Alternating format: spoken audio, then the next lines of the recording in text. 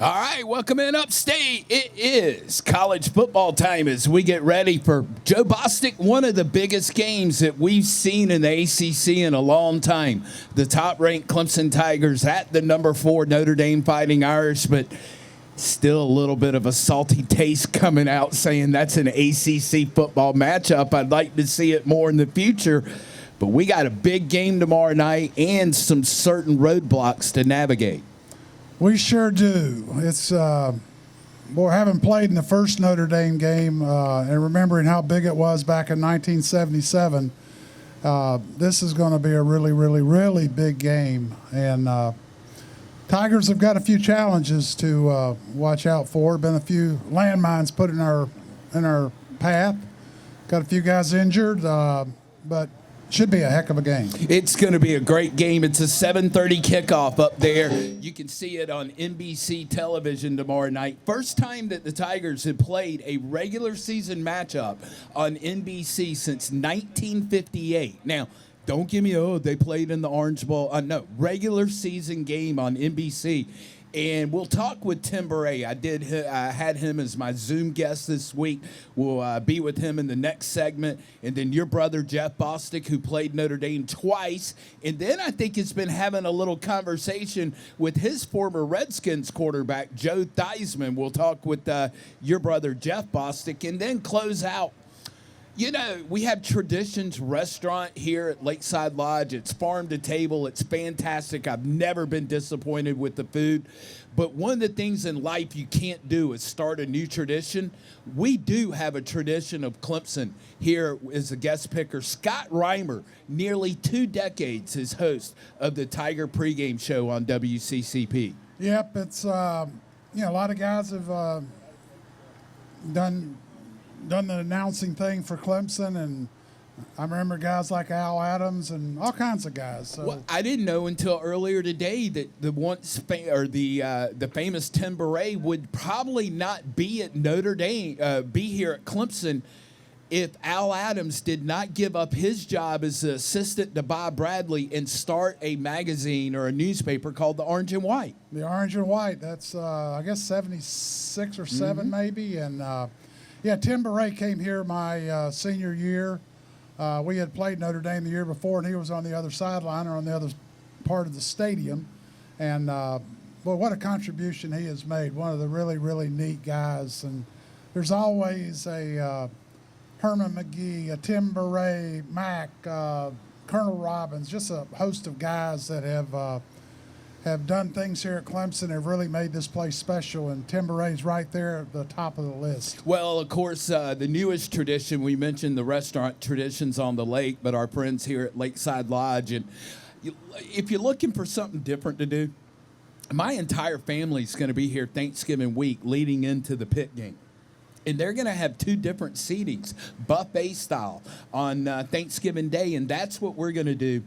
Is one big family down here on Thanksgiving. So if you want to give the wife or the grandmother or all the women in the family the day off, come down and hang out with us for the buffet at Lakeside Lodge and Traditions. That's the first I've heard about this, so I think I'm going to go sign up the Bostic family to come over here. I don't think the Sturgis family needs to be out here at Lakeside Lodge with a turkey and a deep fryer. We're likely to blow something up, but typically that might be a good week, because it'd be leading into the Carolina game and not the Pitt game, you know what absolutely. I mean? But, again, tomorrow night, 7:30, the Tigers versus Notre Dame. But first, let's take a look back at last week. Boston College. I mean, they came in here, and I was a little confused with them a little bit, but I think Brent Venables continues to be the master of making adjustments at halftime. But Joe, I was not feeling very good about things until the final play, I guess, of the first half.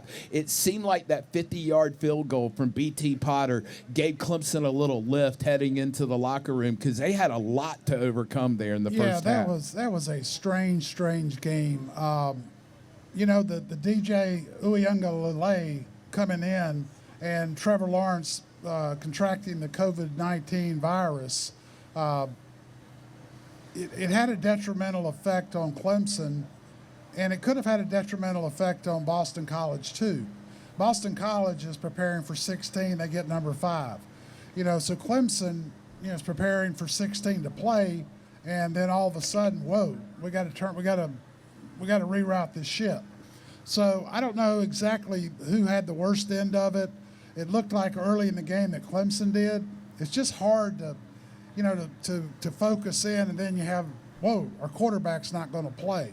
And it's not because he gets hurt in injury-wise, but picks up this virus. And so all the questions that go along with that. So that first half, we just did not look like we were really ready to play. Thank goodness Venables made made some adjustments.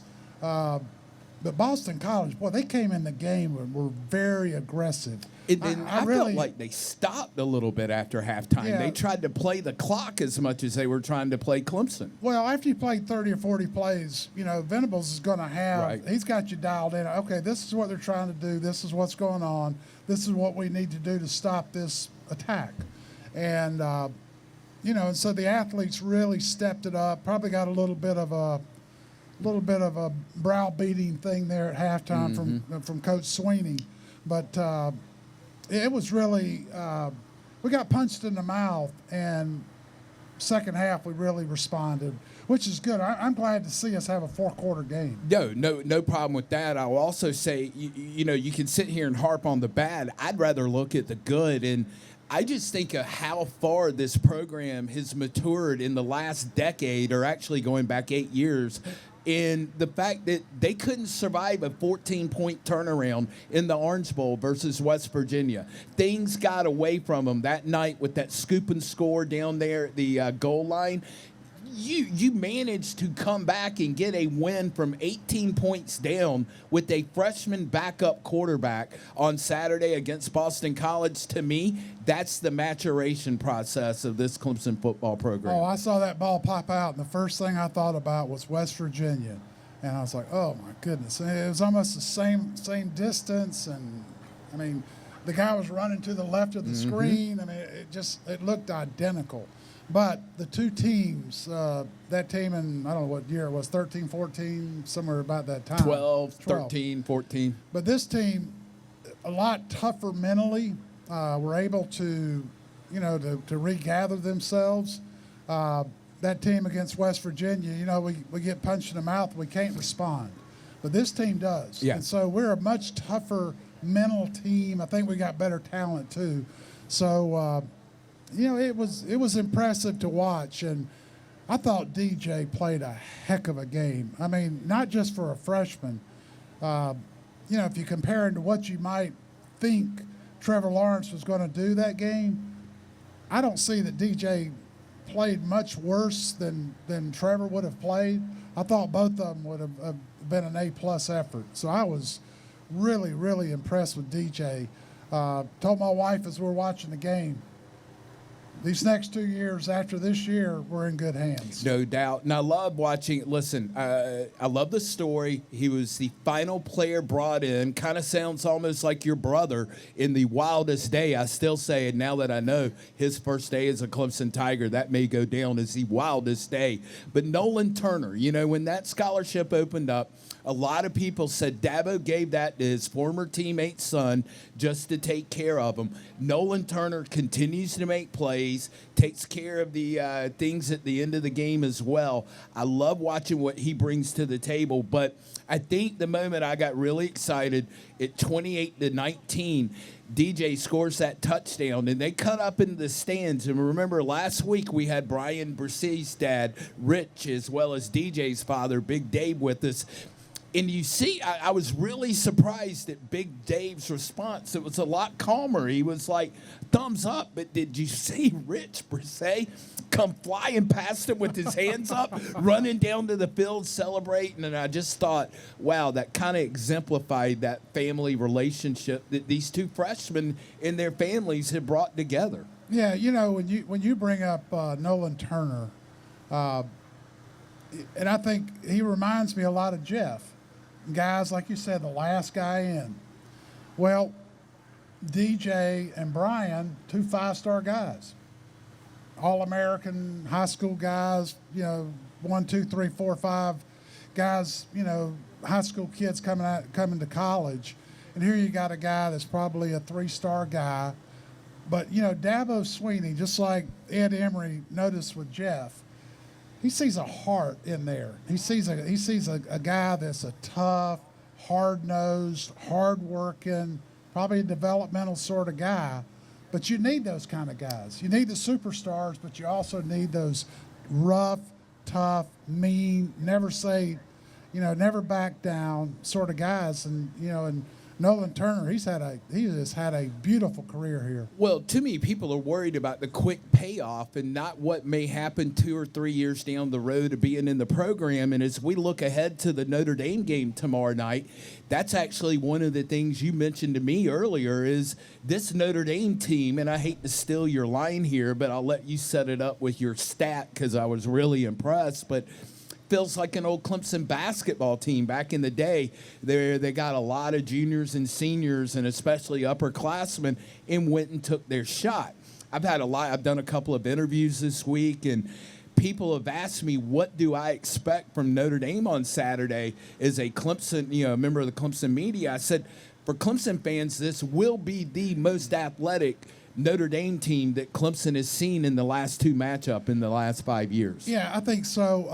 I kept watching them, and it was like not a single person was really that guy that was really stepping out like, man, this guy, how are we going to contain this one guy? And then I started looking down their depth chart. They've got 17 seniors in their first-team offense and first-team defense. And what they remind me of is like when Clemson really has a good basketball team, it's usually 4 seniors that's been around the program 3 or 4 years, really smart, very well coached, no mistakes, don't do anything stupid. And Notre Dame reminds me a lot of that. And I'm not saying that disparagingly at all. They have got a very competent team, not a real superstar-laden type team, but it's a bunch of guys who have been together 3 or 4 years, who work together, tough-minded, and really perform well as a group. So we're going to have our hands full tomorrow night with Notre Dame. I think we're the more talented team, but the game is not played on paper. It's played on the football field. And when you get a bunch of seniors together, those guys are tough to beat, especially when they've got that camaraderie together. And they've got a lot of togetherness. What does it say for this Tiger program, or how proud does it make you as a former player and, you and your brother part of that building block of the late 70s that got Clemson back into the bowl games, but to see the Tigers ranked number 1 with Trevor Lawrence out due to COVID, Jamie Skalski out due to a growing injury, defensive tackle Tyler Davis out due to an ankle injury, and linebacker Mike Jones out due to a hamstring, and yet here they go to South Bend, one of the hallowed halls of college football, is a 5-point favorite tomorrow night. Yeah, it really is quite surprising, but, Dabo Swinney has done a heck of a job of recruiting good talent, really good talent, and the thing that I'm just as impressed with him as opposed to his recruiting acumen is his ability to get guys like a Nolan Turner, some of the offensive linemen that are not 5-star guys, and they get them in the weight room and they get them working out and they get them, doing the nutrition programs, and if they've got to gain weight or lose weight or whatever they need to do, but they develop a lot of good players. And so we got guys like Bockhorst and Cade Stewart and Nolan Turner and any number of people. These guys come around, they play a little bit their freshman year. The next thing you know, sophomore, junior years, they're picking up a little more time, and by their junior and senior years, they're starters, and they're really, really good players. Well, it's going to be a big night tomorrow night. Of course, when we come back, I want to find out. You played against Notre Dame in 1977. That was about the year. It might have been 5 years later. There was a song, maybe the first hip-hop song come out called Rapper's Delight. Do you remember that? No.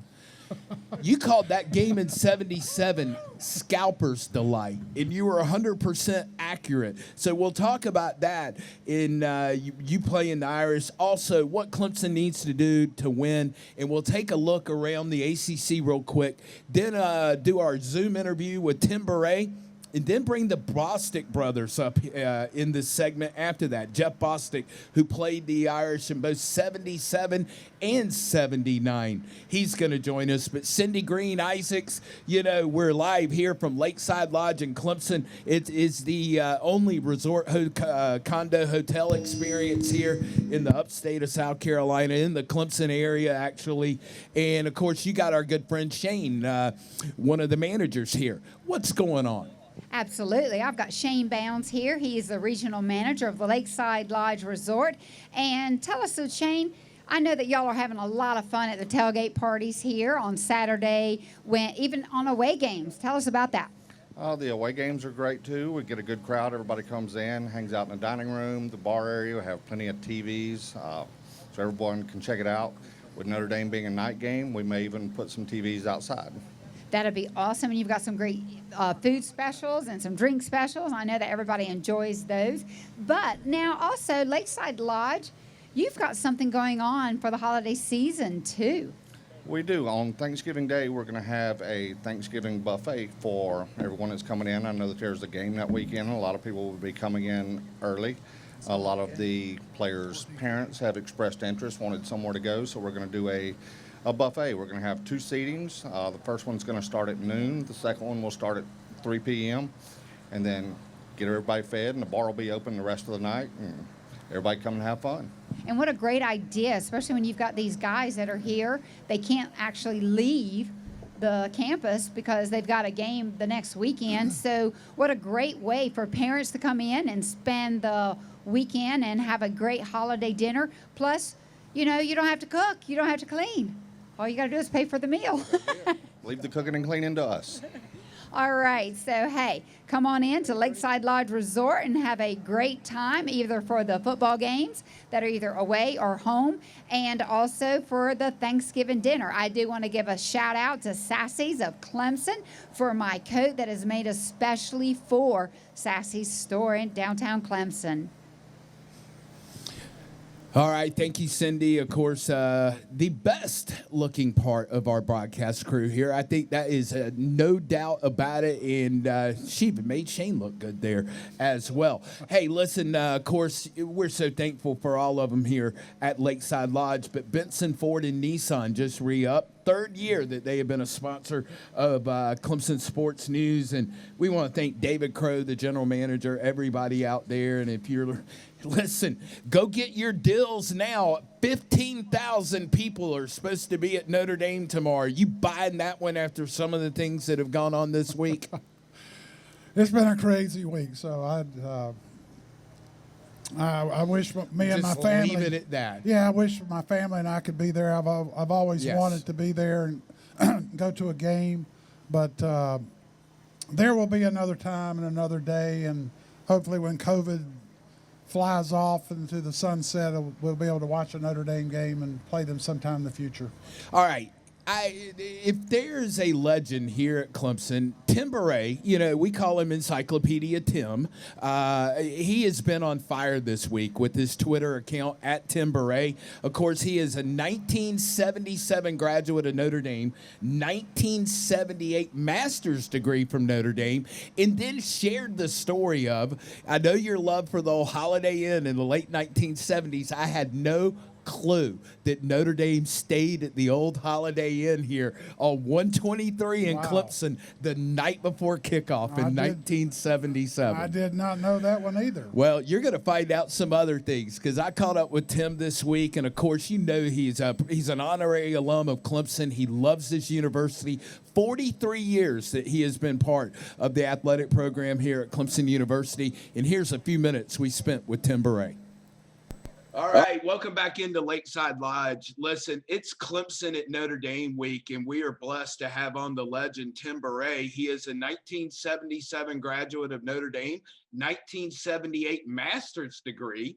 Also, you can follow him on Twitter at Tim Bourret, and co-authored the book Basketball for Dummies with Digger Phelps, the legendary Notre Dame basketball coach. And Tim, I know there has to be a lot of pride for you involved this week when Notre Dame and the Tigers get together. Yeah, it actually is. It's a lot of fun for me on a lot of levels. Number one, though, because I know both programs so well, it's actually fun to do the broadcast on the radio. I don't have to do a lot of homework. I look at the lot of the what we have for the stats going in, but I know the history between the two schools and the histories of the program very well. So it's a lot of fun for me. I do take a lot of pride in what Clemson has done as a program. Really, the comparisons between what Notre Dame was in the 70s when I was there, what Clemson is now, very similar. Yeah, I've heard through the grapevine, one of your favorite games is that 77 game when y'all came down here with Joe Montana, let's see, Vegas Ferguson, a whole great group of people. Did you ever envision at that moment that we'd be sitting here in the messed up year 2020 and you had been at Clemson University for what, the last 43 years? No, not certainly when I first came here, but shortly after I came to Clemson, I really fell in love with the place and could see staying here for a long time, which I have done. But certainly when I came in 1977 with the Notre Dame team, that was just the beginning of when Clemson was starting to go to another level. You know, Clemson didn't go to a bowl game between 1960 and 1976, and then that 77 season actually was the first year of what has been a terrific run for the Clemson program. The Tigers gave Notre Dame all they could handle that day, and it was a loss for Clemson, but it brought great respect to the program. A lot of attention to Death Valley. I remember that week the Chicago Sun-Times wrote this big back page story about running down the hill and how all that started. It really brought great exposure to Clemson in the Midwest and other areas of the country. Yeah, and Dan Devine, of course, he left a little bit of love for all Clemson fans on the sideline there at the end of the game. But again, as we continue with the legendary SID at Clemson, Tim Bourret, also very well-deserved member of the COSIDA Hall of Fame. You know, Clemson, it was a 34-28 win last week over Boston College. And DJ Uiagalelei had a great first game. Third quarterback to win as a true freshman in their first start. But I went back and watched the game, and it wasn't indicative that Clemson was a better football team. I mean, one of the biggest swings to overcome was that 14-point swing at the goal line when ETN fumbled. And I would almost argue the maturation process of this program was in the Orange Bowl against West Virginia, they couldn't overcome that kind of mistake. They were able to do it on Saturday and do it without the starting quarterback. Yeah, it's a great point on your part, and it is a perfect analogy of how far the program has come. 2011 was the first season of this streak of consecutive seasons with 10 wins. But even that team, they were 10-4 and made great strides. But there were at times they kind of lost focus. You might remember late in that season losing at NC State 37-13, I think it was, the week after we had clinched the Atlantic Division. And then lost that bowl game by a large margin after finally winning the ACC championship. So there were periods of time of that season where they would have an accomplishment and then have that sigh of relief and let down. But that's not what the Clemson program has been all about, especially in the last 6 years. So the fact that they were able to overcome that tells you all about the team and the frame of mind. It should also be pointed out that they're playing a team that the exact same thing happened to this past weekend. Notre Dame's number one running back, Williams, fumbled going in at the 3-yard line, I think it was, and he went 97 yards the other way for a touchdown, but Notre Dame overcame that and won by 18 points. Well, it's going to be a great night, 7:30 on NBC. You've been on fire on your Twitter account this week. I saw earlier today the only one other time that Clemson has played on NBC, you had Red Grange as the color analyst for the football game in 1958. That was in the regular season. The only other time I've been on NBC in the regular season. Yeah. Lindsey Nelson, a bit of irony there. Lindsey Nelson was so synonymous with the Notre Dame replay. he actually did the regular season games on NBC way back in 1958. Everybody thinks about Lindsey Nelson being on CBS, but he was actually on NBC with the great Red Grange and did the weekly game in 1958 for NBC. All right, before we let you go, because I know you have a very busy week this week. You came in, 78, and Jeff Bostic, who we will have with his brother Joe Bostic here in a little bit at Lakeside Lodge. He was part of your first team, I guess, at Clemson, that Peach Bowl team against Baylor. But 43 years here. You have seen it football. I think take away the golf, because I think that win at Oklahoma State back in the day might be one of the biggest upsets that Clemson's been involved with in sports history. But what's one of your fondest memories as part of this Clemson program? Well, I'm going to give you a boring answer that probably everybody would have, but it's almost impossible to top winning the national championship on a late drive with a touchdown pass with 1 second to go. That national championship at the end of the 2016 season, after we had gone 35 years pursuing the national championship, that's got to be at the top for me. Watson to Renfro is something I will always remember. There's been a lot of other games, but winning the national championship in that dramatic fashion was really something to behold. Now, the 2018 season was so dominant, and to win the national championship game against Alabama 44-16, and in the manner in which we did it, that was great joy, and just enjoyed the whole day. But it wasn't the thrilling exhilaration of winning with 1 second to go. Well, listen, thank you for your time today. I'm glad that you and Don and Ben and Reggie and everybody are getting to go up to South Bend. It won't quite be the same as 1979, but in 2020, it's better than nothing. Absolutely. Couldn't agree with you more. At least we're playing the game, and the atmosphere will be certainly be different, but looking forward to a great game, great competition between two of the top 4 teams in the country. And again, was a pleasure catching up with Tim Bourret. We can give you an update real quick before we head out to Cindy Green Isaacs. Miami has come back and tied NC State at 14, beginning of the second quarter. Like you mentioned, that might be a shootout tonight.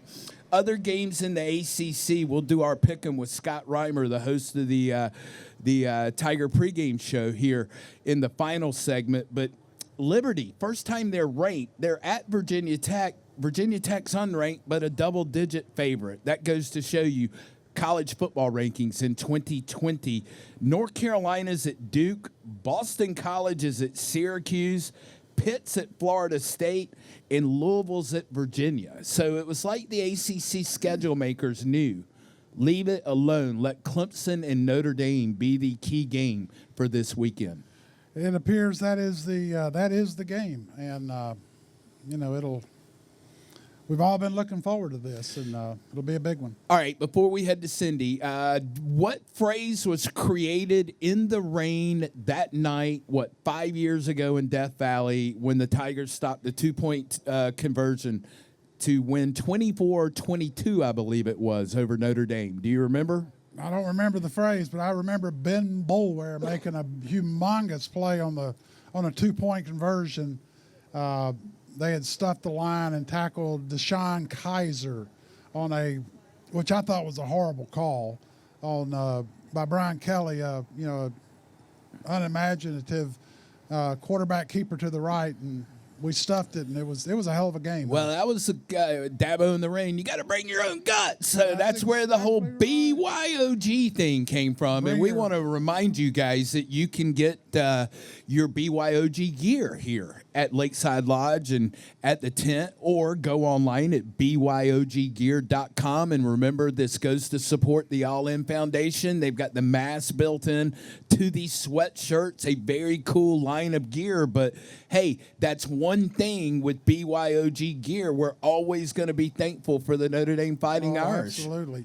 I thought it was going to be bring your own ark. It rained so much that week. No, that was the Louisville game, wasn't it, that night? Didn't we get? No, the Notre Dame. I remember Notre Dame. We played Notre Dame. We played Georgia Tech 2 weeks in a row, and it rained. Must have been 5, 6, 7 inches over that 8 or 9 day period.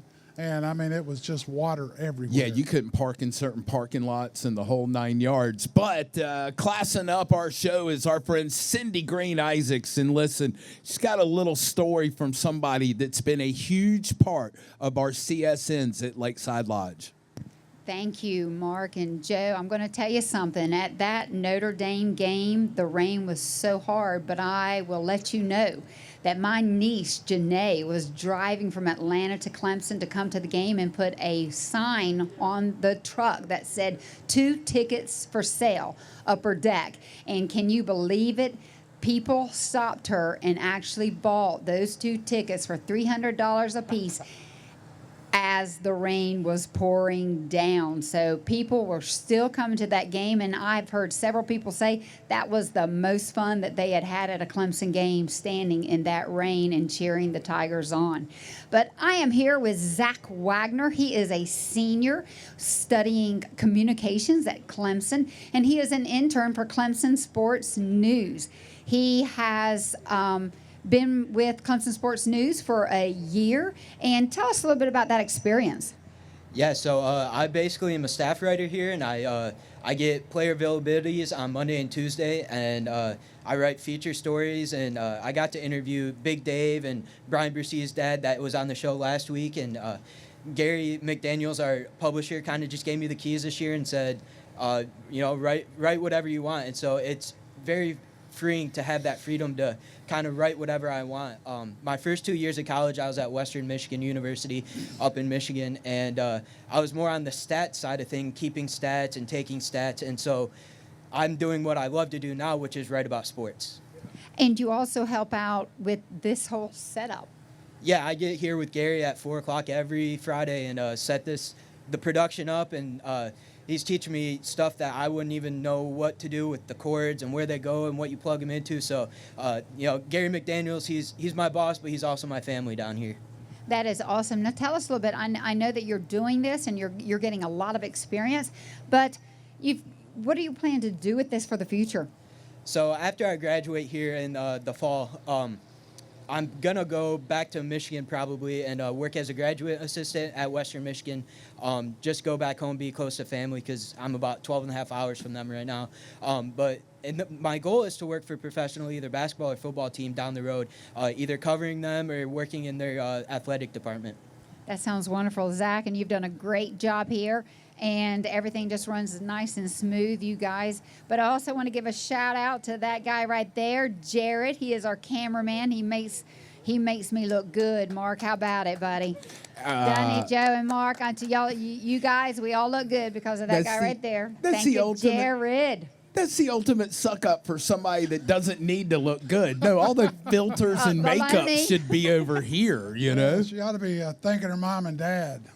She got good genes. Well, listen, you got to have a Hall of Fame sponsor to bring on a Hall of Famer, and that's Hall of Fame Sports Grill, 531 Wadehampton Boulevard in Greenville. Tuesday is my night to go carousing for bar trivia for dummies, and of course, dummy being the key word there. Wednesday's music bingo, Thursday's dirty bingo, Friday they have karaoke with Fred Rock, and Saturday, Sunday, and Monday it is football, including tailgating in the parking lot. Find out everything you need to know at HallOfFameSportsGrill.com, 531 Wadehampton Boulevard. And they're our Hall of Fame sponsor. We're going to bring on a Washington Redskins Hall of Famer, your little brother. And a Clemson Hall of Famer. And right now I'm mad at him. It's your brother, Jeff Bostic. He's returning to the stage here. We got into a little conversation up in Lakeside Lodge before we came down to do the show, and he showed me his scar on his knee that he went and played 8 more years, I think, in the league after, and I just did not feel like a man after that. Jeff Bostic. He is a toughie. There's no doubt about that, but I want to, what a pleasure to get 2 guys that played against Notre Dame in the 1970s. Now, you got both games in, Jeff. You played them here in Death Valley, and then, of course, got the return trip in 79, which, if I think I get this correctly, That was the first Notre Dame senior class in 40 years to lose on Senior Day, which, of course, is the seniors' final home game. Yeah, we beat them on Senior Day. And the thing that I would probably alert the Clemson team to, when you step onto that field, if you're a football fan, you have an air of nostalgia. Okay. The history that's there, but certainly after a couple plays, you let somebody earhole you'll get your mind back on the game. But I'll never forget pulling up to that stadium. It looked like a warehouse. Yeah. It looked like it was about 50 feet high. And I mean, I didn't see any entrances. I was like, what is this? It is very true in the movie Rudy, where he's walking along the outside. You almost wouldn't really know it's a football stadium. But let me ask you, I mean, you mentioned it earlier to me as we were talking about the show. It was Scalper's Delight in 1977. That was prior to either upper decks and, God forbid, a West End Zone being built here at Clemson. But, I knew it when I walked in the stadium that day. It was going to be a special day. But did y'all know it as players that week going through the process of getting ready that there's a little extra giddy up in your step? Well, we had played teams like Georgia and different teams, but as a kid growing up, I mean, Notre Dame was just big time. They were on NBC every week, so I kind of felt like we can play against these guys, but they're it's just this is the upper echelon right here. And we at Clemson at that point in time, we had not had the success, but we were getting to a point where we kind of thought, you know what, we'll play these guys in a parking lot, we'll play them at the at the mall, or we'll do whatever you want to do. And I don't know what the tickets were selling for back then. Probably $50 a piece was a Scalper's Delight. Probably $10 tickets regular. Dude, I can tell you this much due to Tim Bourret on being on fire this week. Do you have any idea what the face value was for that ticket in 1979 when y'all went to South Bend? I have no idea. $11. Can you imagine getting in to a college football game in this day and age for $11 and it not, in no disrespect to anybody, but it not being D2 or D3 football? Well, I really do think that the tickets at Clemson here were $10 a piece. Yeah. And there may have been people paying $100. I don't know what they were paying, but it was a huge game. And even though we were not successful, I think it proved to us that we can play against anybody now. So, Jeff, we get to talk a little bit more about this game tomorrow because your brother has done his work. And, I made the comment, asked him the question earlier, you're missing these type of players, and yet you still go to Notre Dame as a 5-point favorite. That says a lot about this program, but in where they stand today. But y'all have to take a lot of pride that now the way y'all were talking about Notre Dame in the 1970s is the way other programs and fans talk about Clemson University in 2020. If you're Clemson, you're going to go into the stadium and everybody's looking to knock you off now. You are the Notre Dame of the 1970s. You've won 2 national championships. You've been a part of 3 of them. I mean, it's going to be a lot of pressure, but that's what I think as a player, that's what makes the game fun. The bigger the game, the bigger the reward. I know you played for the Cardinals, so no, you did not have a year in which y'all blew everybody out. You know what I mean? Now, you played with Joe Theismann and won Super Bowls and all, but we had some years where we got blown out a lot. I know, but I guess what I'm asking is complacency. Well, let me. Okay. You just touched on one thing, Joe Theismann. I'm going to set the record straight. Joe Theismann's name was not Joe Theismann. When he went to Notre Dame, the sports information director told him, we need to change your name from Thiesman to Theismann. He said, I think you've got a chance to win the Heisman. Theismann rhymes with Heisman. And that's how he became Joe Theismann. And I hope you light him up at halftime tomorrow with And about a I'm going to be 28-0 talking to him. Clemson He lead. and I have spoke a couple times this week. I'll tell you what, I'll go to battle with Joe Theismann anytime he wants to. That was one tough quarterback. So tomorrow, you go in with the freshman quarterback. I made the comment earlier, maybe not talent, but when it comes to leadership and years experience, Ian Book is obviously going to have that edge over DJ Uiagalelei. I'm getting closer. I finally spelled it right. Uiagalelei. All right, but listen, it took me 3 years to get Taj's first name correct, okay? I'm simply a redneck. But coming back to it, I think that Clemson has to have an even margin with the turnover game. Listen, it's probably unrealistic to ask DJ to go into his second start in a top 4 matchup on the road and not make a mistake. He got through last week fine. Joe Gibbs used to talk about this. He said there are 3 stats that will play out a game: time of possession, sacks, turnover ratio. So I think it's imperative that Clemson makes a small quarterback look a little smaller tomorrow. Ian Book is not DJ when it comes to size, and make him uncomfortable back in the pocket, but at least make sure that turnover margin is even because, as you mentioned, Notre Dame has the experience, but I think Clemson has the talent edge. Well, this game, I love, especially with the Brent Venables defense, I love playing games where the team says to you, we're going to run the ball down your throat. And with rare exceptions, I have just not seen many teams who have made a living running on a Brent Venables defense. So, yeah, let's make these guys one-dimensional. Let's take away the run. You can always put one more guy in the box and they can block, and you can stop the run.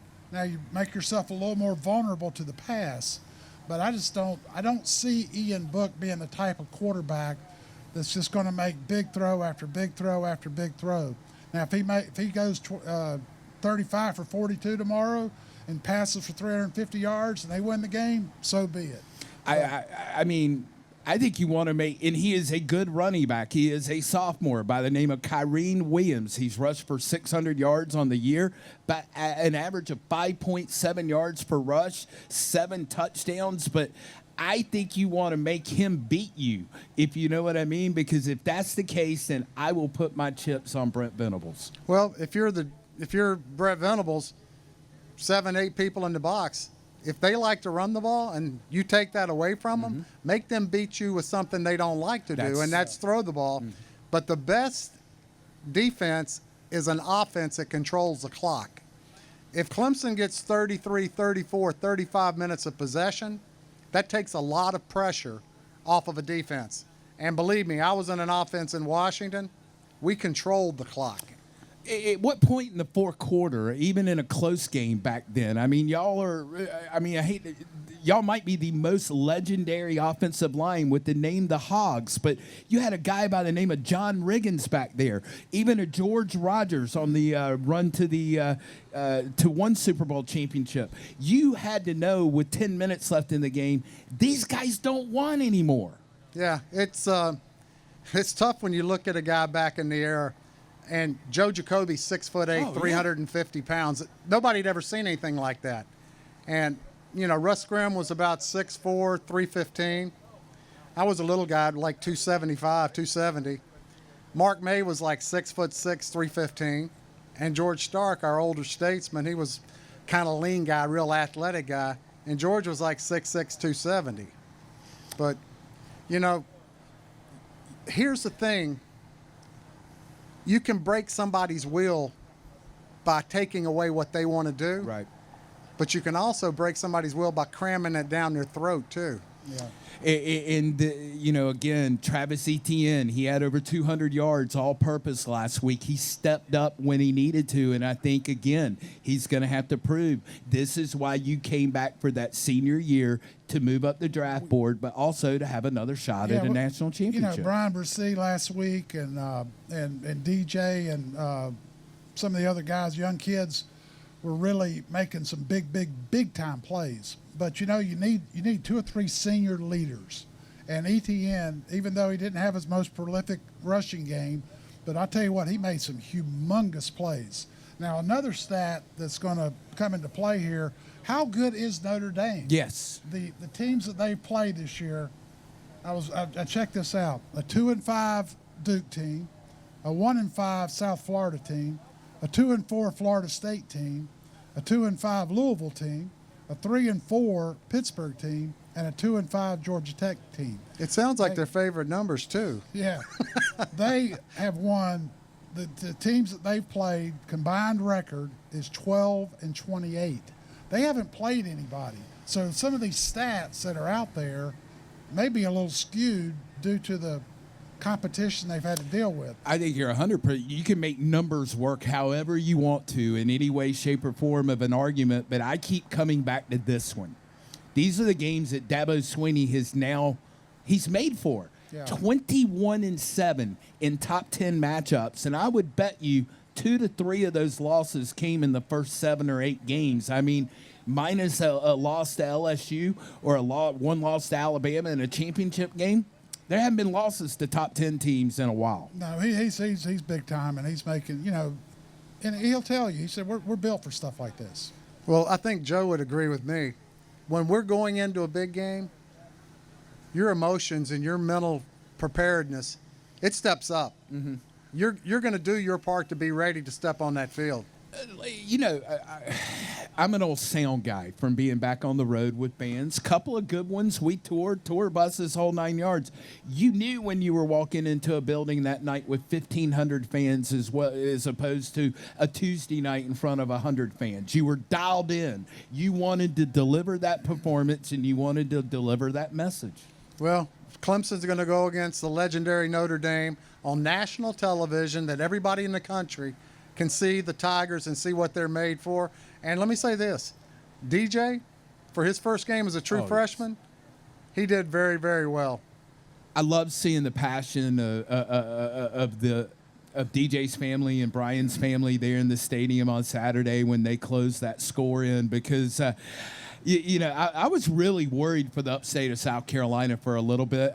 My wife's like, we need to go see your dad. And I'm like, what's that score? 28-10. No, I'm not going anywhere near him right now, but it all worked out well. And to me, that makes, like you were saying earlier, every once in a while, you got to be in a scrap to really appreciate getting on the winning side of things. This is when the schedule starts hitting the road.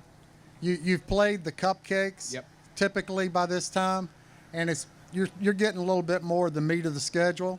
And why don't we just go to Notre Dame and just spoil their party?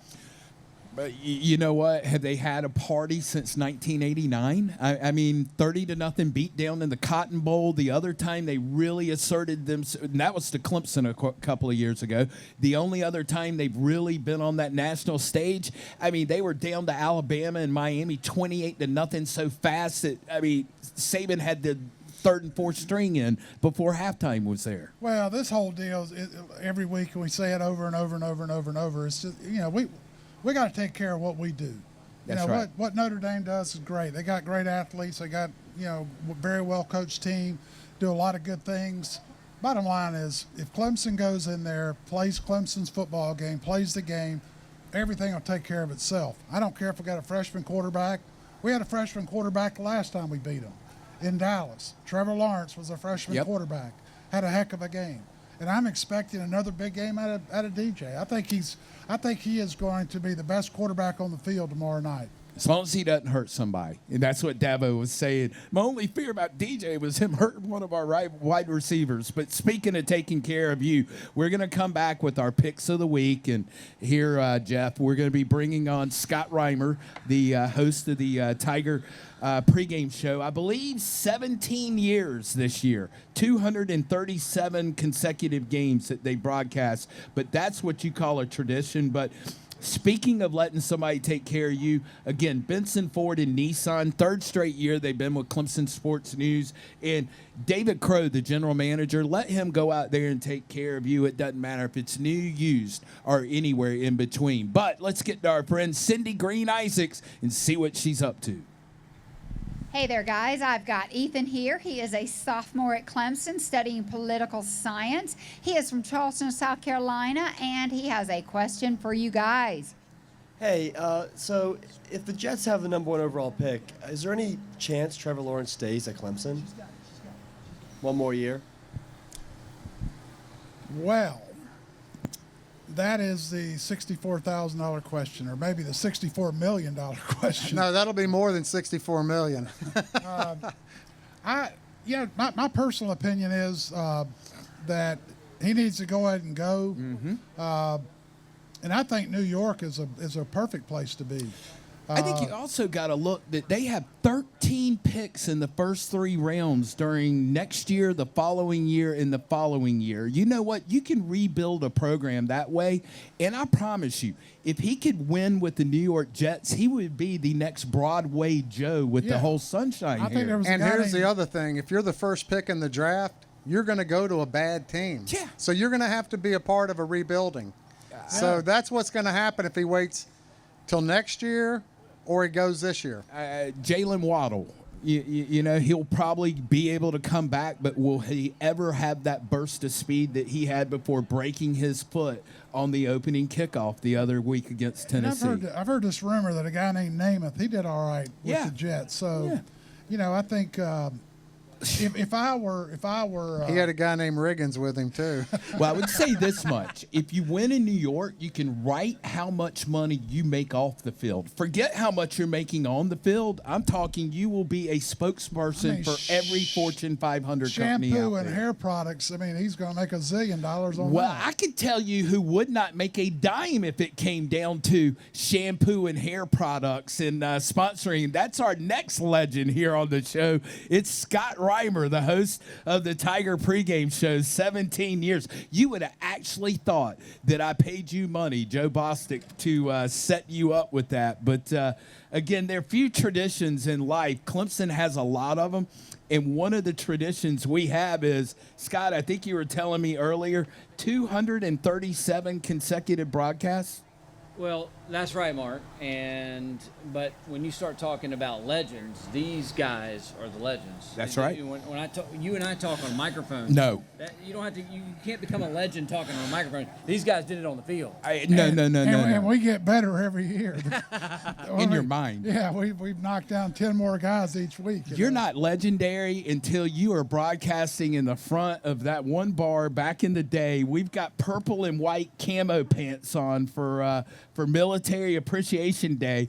And it's like noon or 1 o'clock, and we look over, and there's guys jumping up and down, pouring beers over each other. We're like, there's no way we're getting allowed into the press box if we smell like that. I forget the name of that place. But. Well, I forget the name of it too, Mark, but I do appreciate the purple camo pants. I still have them. I do too. And I appreciate all you've done for the Tiger pregame show. You did a great job with that, and hey, we got a big game tomorrow. A lot of big games this All right, weekend. so you and Kelly Gramlich, this is like, what, year number 5 of y'all. I kind of opened it up. Once we found our way on the air that night in Miami, do you remember we started off trying to broadcast ahead of the Orange Bowl in the lobby, and we ended up in the conference room because it had glass and we could get a wireless signal out of it? Yeah, I think Mark Dofer was a part of that tragedy, as they would say, and the game itself didn't turn out so well, if I remember that right. Now, no, that was the one I believe. That was Taj Okay. looking up in the scoreboard. You know? That game ended up a lot better than the previous Orange Bowl. That was the Ohio State game. That was the Ohio State game. But again, you're a Clemson grad. You are now. You serve all of our kids in the Greenville County area with passion when it comes to our education. I mean, I don't want to say you pretty much run the Greenville County school system now, but you are getting pretty much close to being able to make that. And Scott, I know between your wife and all, this is just something that you've been passionate about since being the principal at Malden High School back in the day. Well, being a principal is the greatest job I've ever had, and Malden was great, and I've been at Greer Middle as well as principal. But this is such a unique time. I heard you talk a little earlier about Notre Dame not being the same going up to South Bend from when you played. It's just a unique time. But I think the idea here is, Mark, is to make the best of a bad situation. Yeah. And I think Clemson has done a great job with that. It's a blessing to be able to come to the games over here. It's not the same, but it's great to have the opportunity, because you watch football games on TV and there's nobody in the stands. So kudos to Clemson for making this work in a very unique situation. I felt terrible last night. People may not realize Colorado State and Wyoming have played like the 4th or 5th highest number of rivalry games, and they played last night on CSN Sports. They allowed like 100 cheerleaders in the stand, and that's it. And this is a rivalry game that they play for the Golden Boot. So I appreciate what Clemson's done. I will say this week, my one smart comment is they're saying 15,000. Nah, there'll be more than that in Notre Dame Stadium tomorrow night at 7:30. Well, and I thought about going up, and I thought, I don't want to see that. I had a friend who wanted to come to a Clemson game, and they were going to come for their first time. This was the year. I put a pause on that. Yeah. You don't want to see it like this. This is not want, Clemson right now. and I don't want to see South Bend like that. So I'm going to wait for a couple of years, Mark. We're going to get past all this nonsense, and then we're going to be able to go in there with a packed house in South Bend. That's what I want to be a part of. Yeah, you've got to experience Clemson running down the hill and 80,000 people saying C-L-E, and it just echoes. You feel that vibrations on your body. It's incredible. So give us an idea real quickly of, I mean, it doesn't matter where you've gone with your job. You have found a way on Saturday morning, 6 hours before kickoff. If there's any person that must enjoy getting up at 4 a.m. during the fall more than Scott Reimer, I don't know who it is. It's not me. Let me say that. I got up a couple of times for that 6 a.m. thing and came down from Greenville, and I looked at him. I said, if I make it to halftime in the press box, we're going to be lucky today. But, I mean, 17 consecutive years that you've been making people comfortable on their way into Clemson before the broadcast crew and the network gets going. Well, I appreciate that, Mark. And again, you were a big part of that as well. The Nooners are tough. I mean, and there's no doubt about that. Now, I thought we had moved past that when we became this elite program. And then, and again, I love the ACC network. That's offered a lot of opportunities for football. But we've all of a sudden gone back to the Nooners again this year. And that's been a little tough to swallow a little bit. But I will say this. It's a pleasure to be able to do it. I love this program. I love I've been following Clemson since these guys were out on the field, and to be a part of the game day is great. If it's early in the morning, if it's late tomorrow, it's 1:30 to 4:30 for the pregame show. I like that, but it doesn't matter to me. And I'll say this: there's been a greater appreciation this year of saying to be able to do this. There was a time we weren't sure we were going to be able to do this. I mean, I think Trevor Lawrence was a big part of that. I mean, his advocacy to say, let them play, I think is a big part of why we were able to do this. So I take every minute on the air now, even if it's 6 in the morning. I'm blessed to be able to do it, to be honest with you. Somebody told me this. They said, sometimes you don't appreciate something truly till it's gone. Yeah, Not in the case of former co-host on the Clemson pregame show, because I'm just saying the games and everything else are not like they used to be. I could promise you, when I left, he totally upgraded to former Tiger women's basketball player Kelly Gramlich, and I would like to say enjoy this for the next year or two, because I really do think that Kelly is destined for Charlotte and ESPN and big things moving forward. And I'm not saying that she'll ever become too big for Clemson Athletics and the Tiger pregame show, but I think she is definitely on the upward rise. Well, if it makes you feel any better, Mark, adding Kelly to the show is an upgrade not only as co-host but as the host. Yeah. I mean, it's an upgrade across the board. Kelly is definitely an upgrade. I know people would rather look at her than me. Trust me. I can understand why you say he doesn't use a lot of shampoo. Yeah. All right, so you ready to pick some games? I mean, I listen. I threw it away last week, okay? Yeah, we all struck out. 2020 is just bizarre. I told Bob Mahoney, I said, you were throwing fastballs right by us because we about missed every game. I can actually say my wife did me a favor this week. I had ripped out last week's show and put it up like on my desk, and she came cleaning the other day, and it ended up in the trash can. I said, thank you, honey. I'm blaming this one on you, but you know what? Some weeks you're good, some weeks you're bad, but I can tell you this much. Clemson cannot afford to play around for the third consecutive week. It is attention to detail from the kickoff tomorrow night until you get back in that locker room after the game. Absolutely. I was walking the other day, and I listened to Bart Starr was telling about the first time he had met Vince Lombardi. And he came up with this line. He said, "We will relentlessly pursue perfection, even though we will never attain it. But as we are relentlessly pursuing perfection, we'll hit excellence."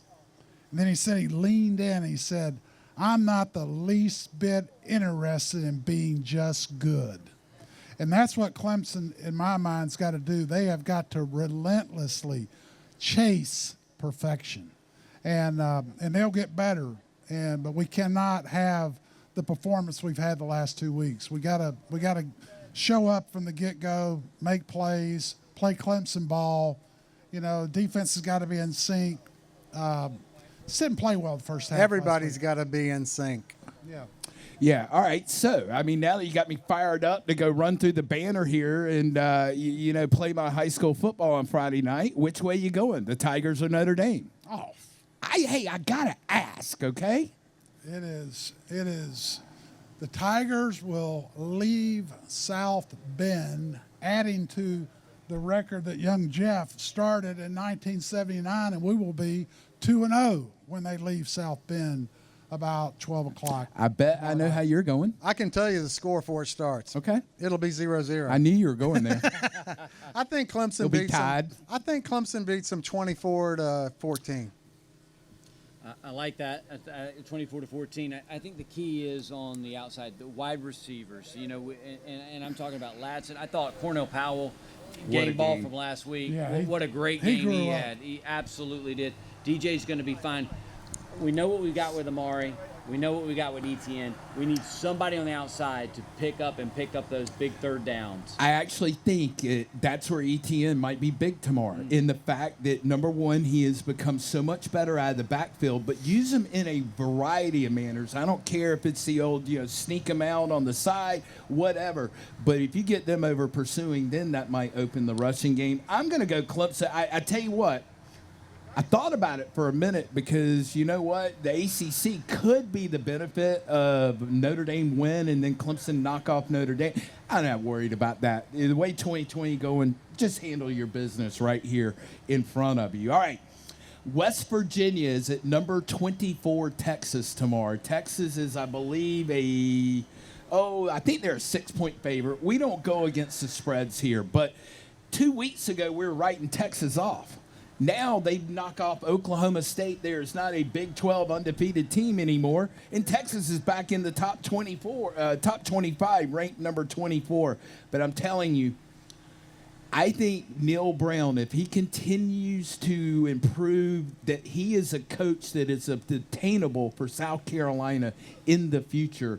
Because you're talking about a West Virginia team without a conference. Well, if you're trying to upgrade South Carolina, I'm not buying what you're selling. I don't want to upgrade South Carolina in any shape or fashion. I like where they are right now. Sam Ehlinger, I think, is the better quarterback in the game, and I think it's a game of quarterbacks now. You'll hear me talk about this in some of the other games. I like Texas. Okay. I like Texas as well. All right. The eyes of Texas are upon you. I'm going to go West Virginia because you know what? This has that feel. Last week's Auburn game had the feel of, this is when Gus Malzahn's going to do something. You know what I mean? Well, this also has the feel for Texas of, this is when they're going to come out flat. So I'm going to go with Neil Brown in West Virginia. All right. This is a game that I don't know. I find really, really interesting because to me it's about the eyeballs. Number 23 Michigan at number 19 Indiana, but Michigan's 1-1, Indiana's 2-0. To me, it comes down, can I really buy Michigan at 1-2 coming off a loss with Indiana? But you're going to get us started, Joe. I am going to go with the basketball school called Indiana. I just have a feeling that Indiana, like we did in '77, is starting to turn this thing around. Got a lot of seniors, good solid team. I think they're going to prevail. And Michigan, I cannot. There's going to be a point where these guys are just going to give up on Harbaugh, and I think it may happen this weekend. It won't happen this weekend. Harbaugh will get the win with Michigan. I disagree with that. I like Joe's pick on that one. The bottom line is that Sparty went in and knocked off Michigan. Sparty's not a very good football team. And I'm going to give our good friend Fred Cunningham. Fred Cunningham is greater than Jim Harbaugh. I'm going with the Fred Cunningham. I realize that probably by the time, I know Qualk is out calling a high school football game tonight.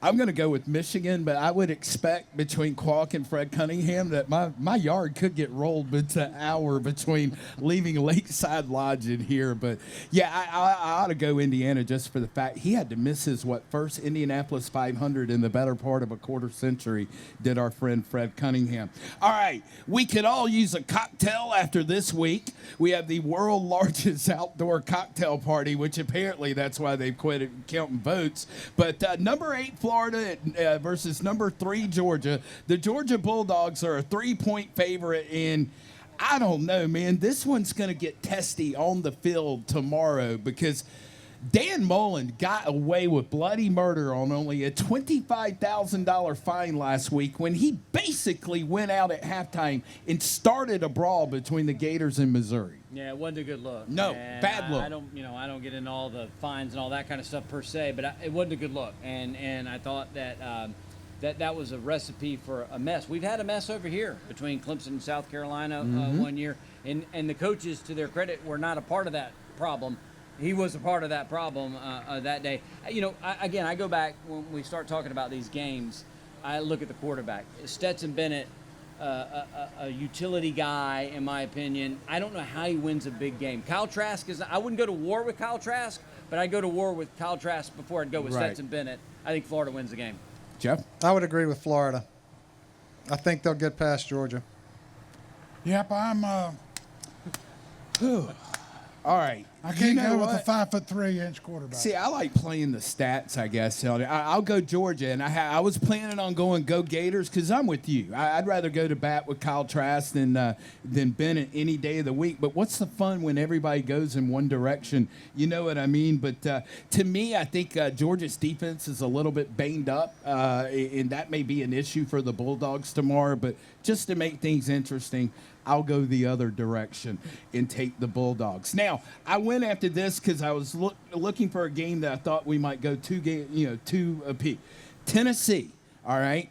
Pruitt is really getting on. I lived there for 12 years in Knoxville. My buddies in Knoxville are just about done with Jeremy Pruitt right now.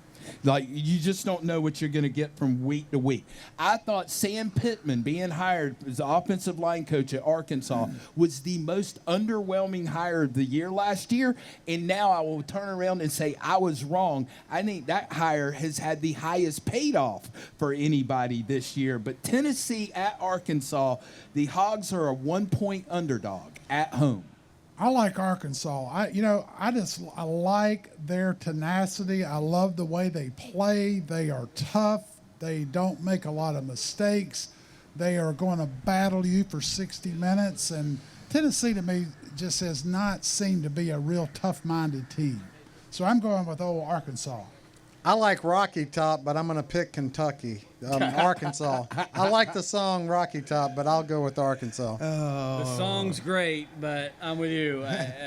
Sam Pittman's done a great job. Certainly, from a coaching standpoint, you have to give him a tremendous amount of kudos. I don't know the SEC will in that regard, but he has done a great job in the early stages of that. And look, you look at these kinds of games that really don't matter. Let's face it, Tennessee versus Arkansas doesn't matter for either team. Which team wants it more? I believe that's Arkansas. Tennessee's on the downslide. Arkansas is on the upslide. Give me Arkansas. All right, I'm not going totally off the board, but I'll go Tennessee just to be on the opposite side because again, Pruitt he's been awfully bipolar. You know that's been kind of this year as a whole. But Scott, again, you guys will be on the air at 1:30 p.m. tomorrow. Yep. Where are you going to be located at? We're going to be at the station. Okay. Of course, COVID, you got all kind of wackiness. We're not going to South Bend, and I miss that, but I don't miss it because I want to go up there when it's true and it's real. So we'll be right there in the station here in Clemson, 1:30 to 4:30. I appreciate You gonna guys. wake up at 4:30? No, I still may wake up at 4:30. But I bet you'll go back to do sleep. anything. Then I'll you'll go back. to You'll sleep. get a cup of coffee and then go back to sleep. No doubt about it. I didn't know. Of course, Ingles is one of our sponsors here with Clemson Sports News, and I know the network has, and of course, your station at WCCP has a relationship with Ingles as well. 6 different states here in the Southeast that they're located in. Of course, Paul that hangs out here works in the bakery. They do a great job, and they have a deli as well. But most important to me, Hank's Beverages, the pride of Philadelphia, Pennsylvania. And my buddy's so upset that owns Hank's Beverages right now, being the pride of Philadelphia, Pennsylvania. But if you like root beer and cream soda and things of that nature, hanksbeverages.net. But Scott, again, we've had a lot of traditions here on the show. And you have definitely become one in 17 years, and you're a good friend. And number 2, I challenge people to follow you on Twitter at Tiger Pregame, because you do I love history, and you have like a picture of the day that you put up about Clemson University. It may come from the military aspect of the university or an old game in the 1970s. But, in this day and age, I don't think we stop and take enough time to realize what got us to where we are. Well, I appreciate that. And if there's a purpose that I have other than the pregame show, which is just fun to do, it is to get this new generation. I got a daughter over here at Clemson and doesn't understand what these guys went through, what I went through. This is a great university, and it's great to be able to showcase that week in and week out. And I appreciate you mentioning that Tiger Pregame Show on Twitter. And again, a big game tomorrow. This feels like a big game. Starting to now. Yeah, this Clemson's been a really neat place for a long time. When I got here in 1975, it was a neat place. I got recruited here in '74. Mark and I were talking about the Georgia game. That was my recruiting visit. I'm even wearing my Letterman jacket. This thing, You still fit into that, may I was given to me in 1975. My son found it in some closet somewhere. No, he found it in a secondhand clothing store in Gary, Indiana. Name that movie. It looks a lot like mine. I think he's been in my closet and stole my letter jacket. Rudy. Did he get a letter? Did he ever letter? Where's the According to pin? that jacket. Yeah, he lettered. Where's the little pin in the football? You know what I The mean? letter's coming off a little bit. I got to get some. Well, the thing's antique. Get real. Hey, listen. 45 years old. And so are we. Hey, it but still guys, works. It keeps me warm. Scott, thank you. Jeff, again, thank you for joining us. I'm really upset about grossing me out earlier. I like for the first 5 minutes of the show, Scott, you got to see this when we're done. It's like you shouldn't look at the wreck on the side of the road, but you still slow down and look at the wreck when you're going I by. have a feeling I know That's where you're his going. knee, I man. don't want to see any part of that. Oh, the fact that he came back and played 8 more years, Nine. 9 years on that knee, makes me feel like the biggest wussy on the face of this earth. But, Joe, we're off next week. And then we've got Florida State the following week, and we'll get you ready. I'm working on the voice of the Florida State Seminoles, Gene Deckerhoff, who also happens to be the voice of the Tampa Bay Buccaneers. But, Scott, you may know him. What's he more famous for than anything else? Well, now you put me on the spot, but I love the guy. I love listening to him. Now, Deckerhoff. He was the voice of Madden, the NFL, the video game back in the day. I'm not hip enough to know that, but Yeah, I know he Deckerhoff's says that actually gets up his crawl a little bit, that he is more known for the voice of Madden. You were giving Tim Bourret a run for his money I've on got facts. I've got more useless knowledge. You know the most important thing this Deckerhoff says now?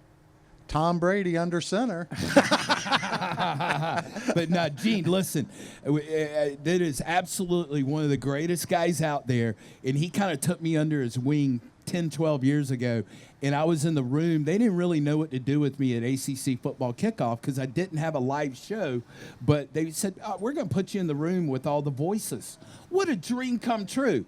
Well, he would end up inviting me out to his motorhome for red wine at the end of the night with all the other voices, and that's how I got to know most of them. It's such a big deal. The Woody Durhams Oh, yes. of North Carolina, the Jim Phillips, when Jeff and I were playing, and each school's got a guy like that. That was been around 20, 30, 40 years, and you grow up with those guys, and and when they're gone, I'll never forget when Jim Phillips died. just an emptiness. But they will always tell you the truth. I mean, it was the year before you came to Clemson. It might have been 75, your freshman year, but it was a loss at Tennessee at Neyland Stadium in which Stanley Morgan hung out on the sideline, the hidden wide receiver play. My dad still calls Tennessee the biggest bunch of cheaters that he's ever dealt with to this day.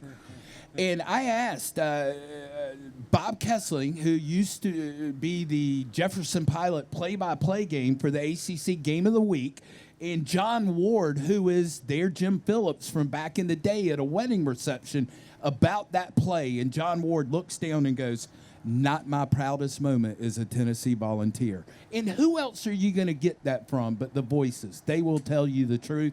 That's why you got to check out the Tiger pregame show tomorrow. Check us out in 2 weeks. ClemsonSportsNews.com. Follow us on Twitter at Clemson Sports, at Clem Sports News. And make sure you come check out Lakeside Lodge. It is next level. That's LakesideLodgeClemson.com. See you in 2 weeks. Go Tigers. Go Tigers.